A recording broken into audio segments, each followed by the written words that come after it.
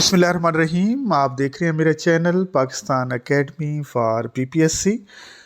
और आज हम बात करेंगे दो इंतहाई अहम इदारों के बारे में जो भर्ती से मुतल्लिक़ा हैं। और अक्सर कैंडिडेट ये पूछते हैं कि पीपीएससी और एफपीएससी में क्या फ़र्क होता है, क्या दोनों का टेस्ट एक जैसा होता है, क्या दोनों इदारों का तरीक़ाकार एक जैसा होता है, क्या दोनों का पेपर एक ही तरीके से आता है, और क्या पीपीएससी के ज़रिए जो लोग सिलेक्ट होते हैं या जो एफपीएससी के ज़रिए सिलेक्ट होते हैं वो लोग जॉब कहाँ पे करते हैं, क्या वो पूरे पाकिस्तान में जॉब कर सकते हैं या कुछ ख़ास एरियाज़ होते हैं वहाँ पे ये लोग जॉब कर सकते हैं। तो मैं आज आप लोगों को इसका फ़र्क बताऊंगा। पहले बात करते हैं PPSC, Punjab public service commission.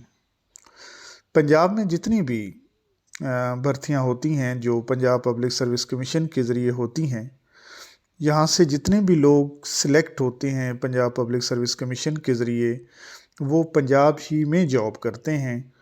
और जो FPSC federal public service commission के ज़रिए सिलेक्ट होते हैं वो उन इदारों में काम करते हैं जो फेडरल के अंडर काम कर रहे होते हैं।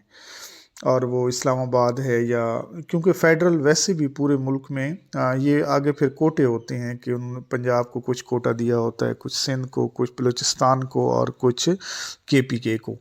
तो जब उनका ऐड आता है तो उस पर बाकायदा मेंशन होता है कि सिंध की इतनी पोस्टें हैं, पंजाब की इतनी हैं, बलूचिस्तान की इतनी हैं और केपीके की इतनी हैं। तो वो बाकायदा वहाँ पे मेंशन कर दिया जाता है। लेकिन दोनों के पेपरों में फ़र्क होता है। पंजाब पब्लिक सर्विस कमीशन का जो पेपर होता है इसमें नेगेटिव मार्किंग होती है, और जो फेडरल पब्लिक सर्विस कमीशन का पेपर होता है उसमें नेगेटिव मार्किंग नहीं होती। और पंजाब पब्लिक सर्विस कमीशन का जो पेपर होगा उसमें 0.25, यानी यूँ कह लें कि अगर आप 4 सवाल गलत करेंगे तो आपका 1 नंबर दुरुस्त में से कट जाएगा। जबकि फ़ेडरल में ऐसा नहीं है। फ़ेडरल पब्लिक सर्विस कमीशन का पेपर भी 100 नंबर का ही होता है, लेकिन उसमें नेगेटिव मार्किंग नहीं होती। और वो सिलेबस बता देते हैं कि ये सिलेबस है।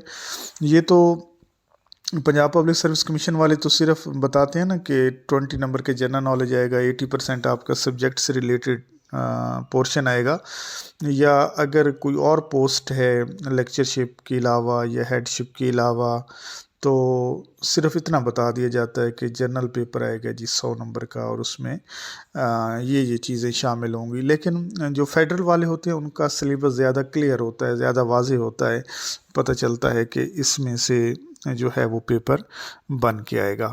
तो बेसिकली जो फ़र्क है दोनों में, एक फ़ेडरल का इदारा है जिसको हम वफाकी इदारा कह सकते हैं, और एक पंजाब पब्लिक सर्विस कमीशन या पीपीएससी ये सूबाई इदारा कह लें। ये पंजाब में जितने भी आप कह लें कि रिक्रूटमेंट होती हैं पंजाब पब्लिक सर्विस कमीशन के ज़रिए, तो उसमें इन लोगों की जो पोस्टिंग होती है वो पंजाबी में होती है। और फेडरल में ये होती है कि फ़ेडरल के इदारे जो है वो मुख्तलिफ़ सूबों में भी फैले हुए हैं। एक तो इस्लामाबाद और उसका इर्द गिर्द का एरिया वो तो है ही सही, लेकिन इसके अलावा भी अगर आप देखें तो मुख्तलिफ़ सूबों में जो इनके इदारे हैं वो काम कर रहे होते हैं। तो उसके लिए जो भर्ती आती है तो वो फेडरल पब्लिक सर्विस कमीशन करता है। तो ये फ़र्क है पंजाब पब्लिक सर्विस कमीशन और फेडरल पब्लिक सर्विस कमीशन में। पंजाब पब्लिक सर्विस कमीशन और फेडरल पब्लिक सर्विस कमीशन का फ़र्क तो आप समझ गए होंगे।